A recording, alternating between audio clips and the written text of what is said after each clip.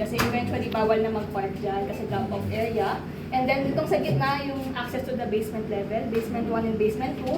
And then lahat ng parking nila is nasa baba. So may mga separated parking kada faces dyan. And then itong gitna, naglakad tayo dyan kanina. Ito yung rotonda. Ito yung rotonda tsaka yung park. Touchscreen yan pala. Yeah, touchscreen yung park. So eventually this will be open to the public because magkakaroon tayo ng future 4,500 square meters na which is wrap around siya. So para siyang Serendra or Molito in Alabang, yung familiar, gano'n siya. Kaya may open to the public siya. Eventually mga 4 lease yan. So target construction is this year. Then target start of operation is by 2028. So of course yung mga brands is mga medyo high-end din yung tina-target. And then, meron tayo ditong, aside from the main road, ito, Circa Road, we also have here, parang si Miss, nakita niya to kanina. Dito siya banda, sa likod nito, kaharap ni Nubeo Tower 1 is what we call Park Road. Ilang tawag tayo, ma'am? Apat? Tatlo. May isa pa yun lang. Park Road, dito siya banda. So, secondary road siya, pag lumabas to is to Alabang sa Pote Road na. So, technically, Nubeo, may dalawa siyang access from here and from here. For Viento naman kasi dito lang siya. Ilan level per tower, ma'am? This one po kay for Viento muna. For Viento, this is 12 Tower 1. Tower 2 is 17 floors. Then Tower 3 is 22 floors. So, hindi siya magkakapantay. Dito naman for Nubeo, since wala pa namang Tower 3, so Tower 1 is 17 floors, physical floors. Then Tower 2, although meron ng ganon, may balita na, maglo-launch pa lang kasi to this year, around quarter 3. Ang balita is around 21 floors siya.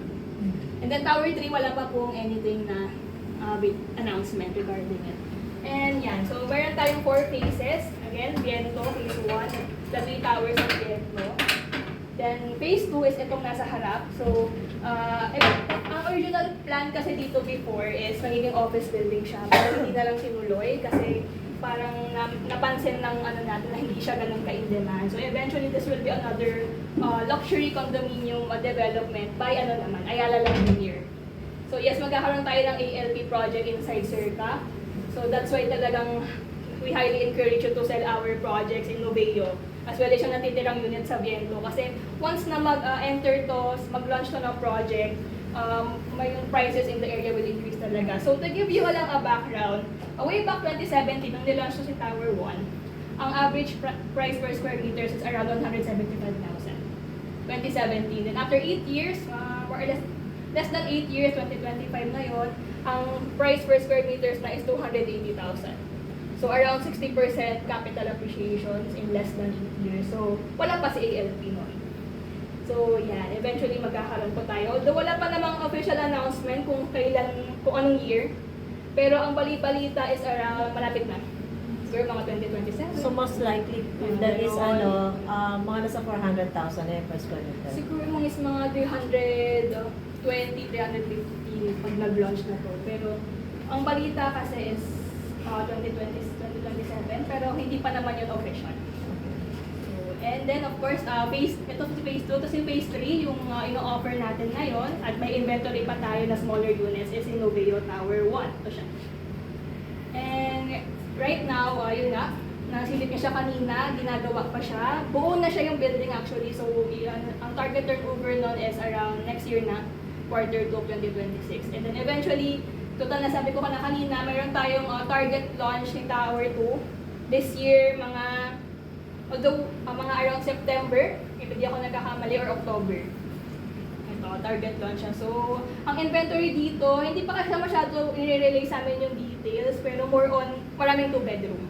Ito si Tower 2. Marami siyang almost 40% is 2 bedroom. Kasi ang in-demand ngayon dito sa Circa is more on 2 bedroom units. Usually, sino ang mga clients ninyo? Yung mga nag-reserve naman?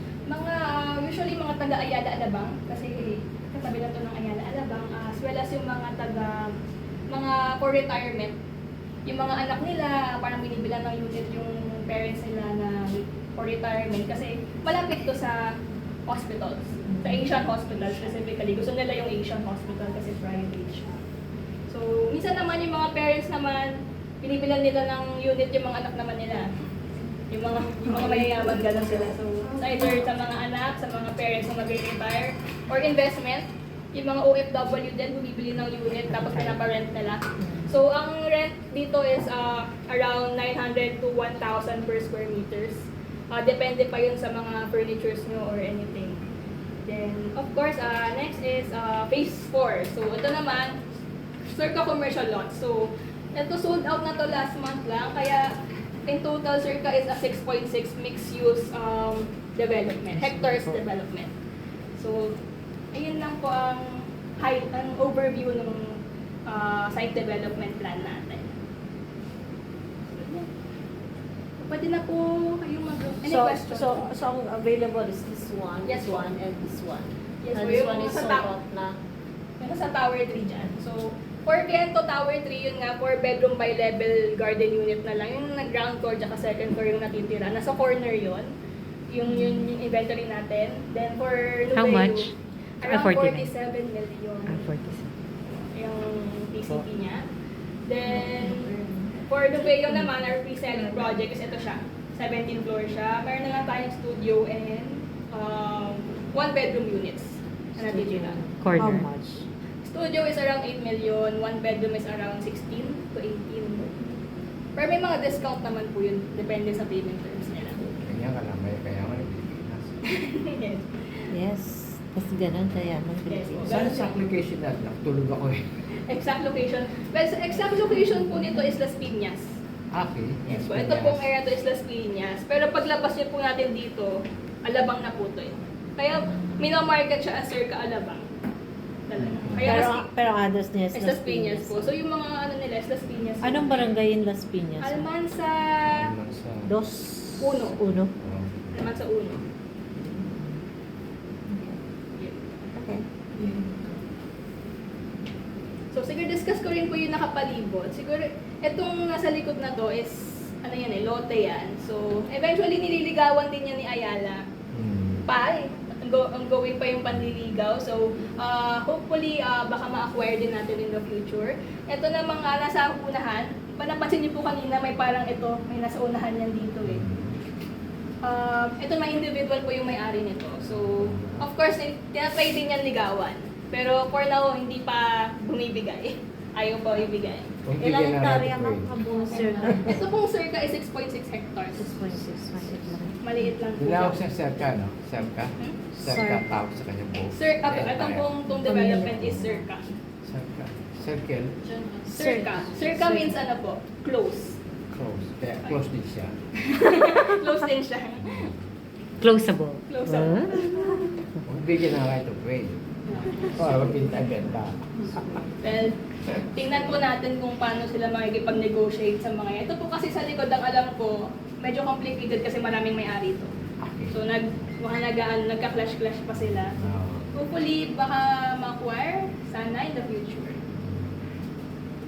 So, if ever lang na may magtanong sa inyo, bakit may dito, may Mga sagot. space eh. Yes po. May model unit kayo ma'am na pwedeng picturean. Model unit, ito pa lang po. Kasi po Kaya yung... nasa ano natatag? Pa? Nasa dyan. Talaga? Ano yun? Nasa gift ka Nasa gift chat. Ano ba yung... Picture ito. Ano, wala pa po sir, pero pwede naman tayo mag-send. So for now, ito lang po kasi yung actual unit meron tayo. Kasi yung showroom natin sa 80s Alabang Town Center, wala na po. Kinuha na ng ibang shop. And currently, may ginagawa, ongoing yung construction ng bago nating showroom naman. Meron pa rin tayo eventually sa October this year. Saan? Pampasan BTC, Alabang Town Center pa din. Pampasan yung deck niya. Ilabahakan. Sige po, send ko. Pampasan Send ko na